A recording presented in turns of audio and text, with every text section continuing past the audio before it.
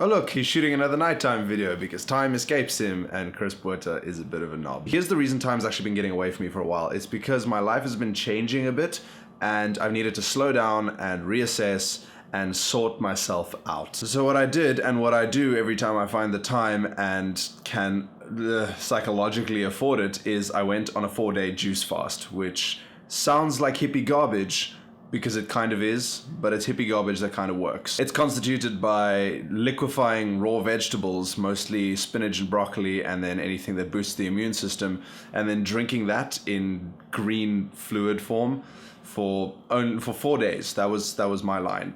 And not eating any solid food, and it's basically just a full body detox. I mean, you can probably tell my skin's a bit clearer, although the light, maybe not. The point is, it's a clean, healthy way to completely reboot your system and just get all the health back that you lose when you inevitably wind up eating junk food or just fall off the wagon a bit. It's a nice way to just get back to basics. So I mentioned to my roleplay group that I'm not eating at the moment because I need to do so much work just to get to what feels normal for other people. I'm not saying, oh, I have such a cross to bear or anything like that. It's just the way it is.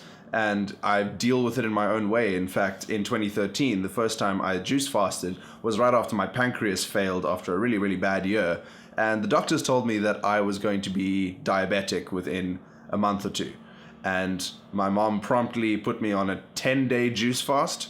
And after that, I was as healthy as any athlete, aside from being horribly unfit and having no muscle tone. The lack of muscle tone was not because of the juice fast, it was because I was a lazy creature in my second year at university.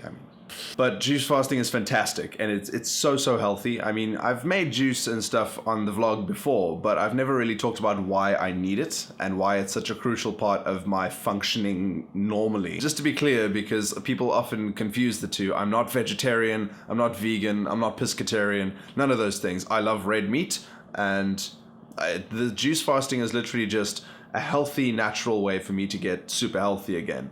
The problem with that is, afterwards, I need to keep it up. Not necessarily the juicing, but I need to eat clean foods, which usually means, grass-fed red meat and clean green leafy vegetables.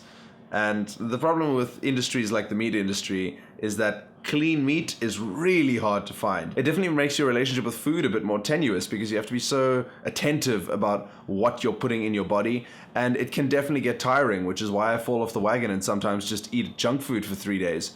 But it's honestly worth it, especially if you're someone like me with a hyperactive immune system that freaks out at the slightest sign of anything being slightly out of place. And I still don't know which foods I react well and react badly to, because there's just so much, and it's nearly impossible without a very strict elimination diet. That is, introduce something, check its effects, take something out, check its effects, etc., etc. And it's a time-consuming process. I've been doing this since 2014, and I still don't know up from down, really. I know green leafies are good, but aside from that, I don't know much. Anyway, thanks for watching my weird little talk about why I am lethargic. I hope you enjoyed it. If you have any questions for me about the benefits or the nature or how you should go about juice fasting or what ingredients you should use, anything like that, please feel free to let me know in the comments or on one of my many social medias. Anyway, thank you for watching, and that's going to be it. I will see you tomorrow.